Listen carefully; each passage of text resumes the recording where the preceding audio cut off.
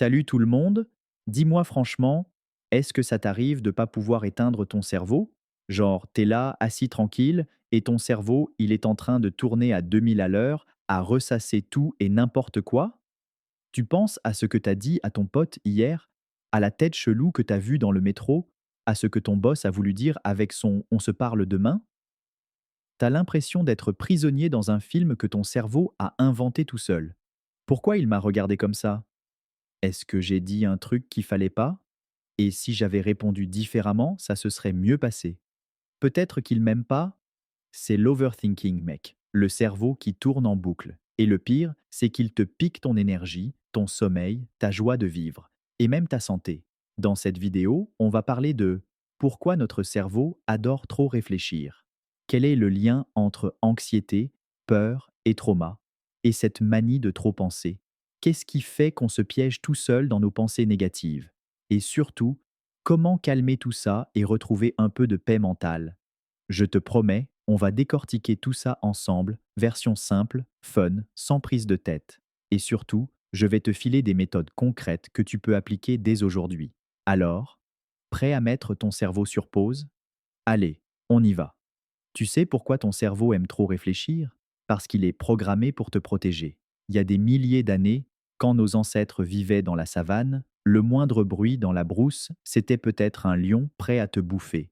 Du coup, leur cerveau restait en alerte permanente. C'est ce qu'on appelle le mode survie. Genre, c'est quoi ce bruit dans les buissons? Est-ce que je dois courir? Est-ce un danger? À cette époque, trop réfléchir, mais survie. Mais aujourd'hui, on vit plus dans la savane, on n'a plus de lions à nos trousses. Et pourtant, notre cerveau continue à se comporter comme si chaque petit truc était une menace. Par exemple, t'envoies un message et la personne ne répond pas tout de suite, ton cerveau, elle m'aime pas, c'est sûr. Ton boss te dit, faut qu'on parle demain. Ton cerveau, il va me virer. Un inconnu te regarde un peu bizarrement. Ton cerveau, il me juge. Ton cerveau fait des liens entre des choses qui n'ont parfois aucun rapport, juste pour anticiper un danger qui n'existe même pas. En neurosciences, il y a un truc qui s'appelle le Default Mode Network. C'est une zone du cerveau qui s'active surtout quand tu fais rien, genre quand tu conduis seul, quand tu prends ta douche, quand tu es sur le trône, et là, ton cerveau part en vrille. Pourquoi j'ai dit ça hier? Et si j'avais agi autrement? Ils doivent penser que je suis nul. Bref, c'est le cinéma intérieur. Ton cerveau se met à analyser chaque petit détail de ta journée et invente des scénarios catastrophes. Le souci, c'est que ça augmente ton cortisol, l'hormone du stress. Donc même si tu restes assis sans rien faire, ton corps, lui, croit que tu es en danger. Résultat, fatigue, palpitations, problèmes digestifs, insomnie. Voilà pourquoi trop réfléchir, c'est pas juste penser un peu trop. C'est épuisant mentalement et physiquement. L'anxiété. Laisse-moi te dire un truc. Les gens anxieux, ils sont souvent persuadés qu'ils doivent tout contrôler pour éviter qu'il leur arrive des galères. Genre, et si demain ça se passe mal au boulot? Est-ce qu'il m'en veut parce qu'il a répondu sèchement? Et si j'avais dit ça au lieu de ça? Ils veulent absolument tout anticiper, tout prévoir. Comme si réfléchir plus allait les protéger de la douleur ou des imprévus. Mais devine quoi? Plus tu réfléchis, plus ton anxiété grandit. Parce que ton cerveau finit par trouver 1000 scénarios et la plupart sont catastrophiques. Deuxième facteur, la peur. Parfois, trop penser, c'est une façon de se protéger contre ses propres peurs. Peur de perdre son job, peur de se faire larguer, peur d'être jugé, peur d'échouer. Du coup, ton cerveau se dit: attends, si j'analyse chaque détail, je pourrais peut-être éviter que ça arrive. Sauf que tu peux pas tout éviter dans la vie. Et à force de tourner en boucle, tu t'épuises. Les traumatismes. Et là, on arrive au plus costaud, les traumatismes. Les gens qui ont vécu des trucs vraiment durs, genre la perte d'une personne proche, une rupture hyper douloureuse, des violences physiques ou psychologiques, ou même des relations toxiques, leur cerveau est souvent resté en mode alerte. C'est comme si ton cerveau te disait: attends, faut que je surveille chaque petit détail, histoire de jamais revivre cette douleur. Ça part d'une bonne intention, te protéger. Mais le problème, c'est que ton cerveau finit par analyser chaque micro-expression des gens, imaginer qu'on t'en veut, craindre que chaque situation soit dangereuse, même quand il n'y a aucun danger. Le corps aussi en prend un coup. Le pire, c'est que trop réfléchir, ça reste pas que dans ta tête, ton corps, lui aussi, trinque. Des études ont prouvé que les gens qui overthink trop, ils ont souvent des palpitations, des douleurs musculaires, des migraines, des maux d'estomac, des troubles du sommeil. Pourquoi? Parce que ton corps croit vraiment qu'il est en danger. Il envoie du cortisol, l'hormone du stress, même quand tu es assis tranquille sur ton canapé. Petit exemple concret. Tiens, imagine la scène. Ton boss t'envoie un mail. On se voit demain matin. Boum. Ton cerveau démarre. Qu'est-ce que j'ai fait de mal? Est-ce qu'il va me virer? Est-ce qu'il est déçu de moi? J'ai peut-être dit un truc qu'il fallait pas? T'arrives pas à dormir. T'as mal au ventre. T'es tendu comme un string. Alors que, peut-être que demain, il voulait juste te féliciter pour ton travail, te confier un nouveau projet ou te dire qu'il y a des croissants à la café. Tout ça, c'est l'overthinking. Ton cerveau anticipe le pire, même sans preuve. Ce qu'en disent les psys. Les plus grands psys, comme Aaron Beck, David Burns ou encore Albert Ellis, disent tous la même chose. Ce qui te fait souffrir, c'est pas les événements, c'est la manière dont tu les interprètes. Et ouais, c'est pas ton boss qui est méchant, ni le mec qui t'a regardé chelou dans le métro. C'est ton cerveau qui invente une histoire. Pourquoi c'est si dur de s'en sortir? Parce que notre cerveau, il est câblé pour la survie. Il préfère imaginer des trucs horribles plutôt que de rater un vrai danger. C'est comme un détecteur de fumée hypersensible qui déclenche l'alarme même quand tu es juste en train de toaster du pain. Résultat, tu vois des dangers partout, tu interprètes mal les signaux des gens, tu doutes de toi, tu deviens épuisé émotionnellement et parfois, tu as l'impression de devenir fou. Mais la bonne nouvelle, c'est que ça se soigne et ça se travaille. La clé, c'est d'apprendre à repérer tes pensées toxiques, à les remettre en question, à revenir dans le moment présent. Et c'est justement ce qu'on va voir dans la suite. Toutes les distorsions cognitives qui te piègent dans l'overthinking. Et surtout, comment t'en débarrasser. Bon, maintenant, on va rentrer dans le vif du sujet. Parce que si ton cerveau te fait trop réfléchir, c'est souvent à cause d'un truc que les psys appellent les distorsions cognitives. Ça fait sérieux comme terme, hein? Mais t'inquiète, c'est hyper simple à comprendre. C'est quoi une distorsion cognitive? En gros, c'est quand ton cerveau déforme la réalité. C'est comme si tu regardais la vie à travers un filtre tout pourri, qui exagère le négatif, qui ignore le positif, qui invente des problèmes qui n'existent pas. Et plus ces filtres prennent de place, plus tu te retrouves à overthinker pour rien. Distorsion numéro 1. La dramatisation. Tu connais ça, hein? Si j'arrive en retard au boulot, je vais me faire virer. Si elle m'a pas répondu, c'est qu'elle me déteste. Si j'ai mal au ventre, j'ai sûrement un cancer. Ton cerveau prend un truc tout petit et en fait une catastrophe mondiale. C'est la spécialité de l'overthinking. Imaginer le pire sans aucune preuve. Distorsion numéro 2. Lecture de pensée. Celle-là, elle est vicieuse. Tu te mets à croire que tu sais exactement ce que les gens pensent de toi. Il m'a regardé chelou, c'est sûr qu'il me juge. Elle a pas ri à ma blague, elle doit me trouver nulle. Mon collègue est distant, il doit comploter contre moi. Alors qu'en vrai, t'en sais rien. La lecture de pensée, c'est ton cerveau qui invente un scénario basé sur zéro fait concret. Distorsion numéro 3, la généralisation excessive. T'as raté un examen, je suis nul, je rate tout dans la vie. T'as eu une dispute, je suis incapable d'avoir une relation saine. T'as été trahi une fois, tous les gens sont des traîtres. Tu prends un seul événement et tu tires des conclusions sur toute ta vie. Distorsion numéro 4. Tout ou rien, pour toi, tout est. Parfait ou pourri, réussi ou raté, noir ou blanc. Il n'y a jamais de nuance. Soit t'es le meilleur, soit t'es une grosse merde. Exemple. Si j'ai raté un détail, c'est que je suis incompétent. Si cette personne est froide, c'est qu'elle me déteste. Spoiler alerte, la vie est pleine de nuances. Distorsion numéro 5. La personnalisation. Tu penses que tout est ta faute. Ton pote a une sale tête? J'ai dû dire un truc qui l'a vexé. Ton chef est stressé?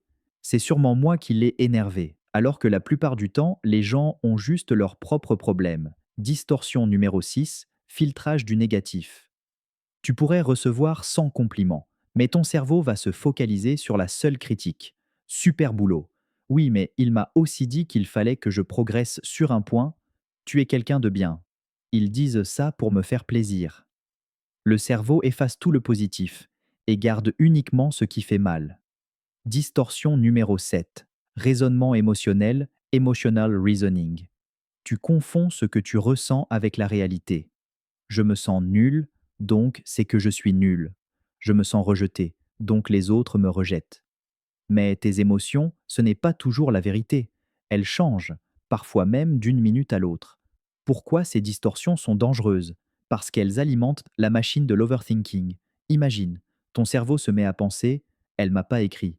C'est sûrement qu'elle me déteste. T'y repenses 100 fois dans la journée. Ton cœur s'accélère. Tu n'arrives pas à dormir. Tout ça, pour un truc peut-être complètement faux, les psys à la rescousse.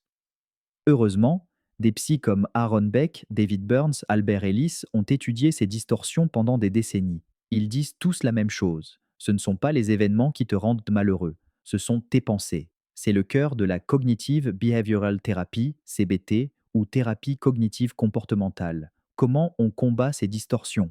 Voici quelques techniques que les psys conseillent. 1. Identifier tes distorsions. La première étape, c'est de prendre conscience de tes distorsions. Est-ce que je suis en train de dramatiser? Est-ce que je lis dans les pensées des autres? Est-ce que je généralise à partir d'un seul truc? Juste te poser la question, ça change tout. 2. Chercher des preuves. Chaque fois qu'une pensée négative arrive, demande-toi: quels sont les faits concrets qui prouvent ce que je pense? Est-ce que j'ai une autre manière de voir la situation? Souvent, tu verras que c'est juste ton imagination qui s'emballe. Troisième, reformuler tes pensées. Au lieu de dire «il me déteste sûrement», dis-toi plutôt «je ne sais pas ce qu'il pense, peut-être qu'il est juste préoccupé». Cette reformulation te calme direct. Quatrième, utiliser le journal des pensées. David Burns recommande le Daily Mood Log. Chaque fois que tu te sens mal, note ta pensée négative, note ton ressenti, cherche une pensée alternative plus réaliste. Ça te permet de voir noir sur blanc que tes pensées exagèrent souvent. Cinquième, prendre du recul. Demande-toi, si mon meilleur ami était à ma place, qu'est-ce que je lui dirais? Souvent, on est beaucoup plus sympa avec les autres qu'avec nous-mêmes. Imaginons, mon chef m'a dit qu'il veut me voir, il va sûrement me virer. Analyse. Quels sont les faits? Aucun. Il a juste dit qu'il voulait te parler. Autre interprétation possible. Peut-être qu'il veut te féliciter. Conséquence, si c'est négatif, même si c'est un reproche, tu peux gérer. Résultat, tu souffles et tu laisses ton cerveau se calmer. Les neurosciences confirment tout ça. Des études récentes, Université Harvard 2021, Stanford 2023, montrent que ces distorsions activent la même zone du cerveau que la douleur physique, augmentent le cortisol et prolongent le stress. Donc combattre ces distorsions, c'est pas du développement personnel à deux balles, c'est de la neurobiologie. Bon, on a vu pourquoi on overthink et toutes les distorsions cognitives qui nous font tourner en rond. Maintenant, place au concret parce qu'on va pas juste rester à constater le problème, on veut le régler. Première étape, prends conscience que tu es en train d'overthinker. Ça paraît bête, mais c'est la base. Souvent, on est tellement plongé dans nos pensées qu'on réalise même pas qu'on est en train de tourner en boucle. Dès que tu te surprends à penser «Et si? Pourquoi il a dit ça? Peut-être qu'il m'en veut?» Stop. Dis-toi: «Ok, là, je suis en train d'overthinker». Juste mettre un mot dessus, ça te sort déjà un peu de la spirale. Deuxième étape, écris tes pensées. Écrire, c'est puissant. Prends une feuille ou une note sur ton téléphone et balance tout ce que tu penses, sans filtre. Tes peurs, tes doutes, tes suppositions. Tu verras qu'une fois sur papier, ça paraît souvent moins effrayant. Exemple, je pense que mon boss veut me virer. Écris, qu'est-ce qui te fait croire ça? Est-ce qu'il y a une preuve? Est-ce que c'est déjà arrivé? Qu'est-ce qui pourrait se passer dans le pire des cas et est-ce vraiment si dramatique? Troisième étape, cherche des preuves. Technique ultra basique du Cognitive Behavioral Therapy, CBT, d'Aaron Beck et David Burns. Demande-toi, est-ce que j'ai une preuve solide de ce que je pense? Est-ce que je pourrais envisager une autre explication? Exemple, elle ne m'a pas répondu, elle me déteste. Possible aussi que elle est occupée, elle n'a pas vu ton message, elle prépare une réponse plus tard. Quatrième étape, la technique du «si mon ami vivait ça», pose-toi la question. Si c'était mon ami qui pensait ça, qu'est-ce que je lui dirais? Tu te rendras compte que tu es bien plus gentil avec les autres qu'avec toi-même. Cinquième étape, la pleine conscience, mindfulness. John Kabat-Zinn, le pionnier du mindfulness, dit un truc magnifique. Tu n'es pas tes pensées, tu es celui qui peut les observer. La pleine conscience, c'est observer tes pensées comme des nuages dans le ciel, sans t'y accrocher, sans les juger. Pratique. Sens tes pieds sur le sol. Écoute les sons autour de toi. Respire profondément. Reste dans l'instant présent. Les études montrent, Université de Californie 2022, que pratiquer la pleine conscience réduit l'overthinking de 40%. Sixième étape, crée un temps dédié à l'overthinking, une méthode super efficace que conseille David Burns. Si ton cerveau insiste pour réfléchir à tes problèmes, fixe-lui un rendez-vous. Exemple, de 18h30 à 18h45, 15 minutes, où tu peux overthinker autant que tu veux. Après, tu fermes la porte. Étrangement, ton cerveau se calme souvent rien qu'en sachant qu'il aura un créneau plus tard pour s'inquiéter. Septième étape, bouge ton corps. Stanford University a prouvé que 30 minutes de marche par jour réduisent le cortisol, améliorent l'humeur, diminuent l'overthinking. Ton corps et ton esprit sont connectés. Quand ton corps bouge, tes pensées ralentissent. Huitième étape, technique de grounding.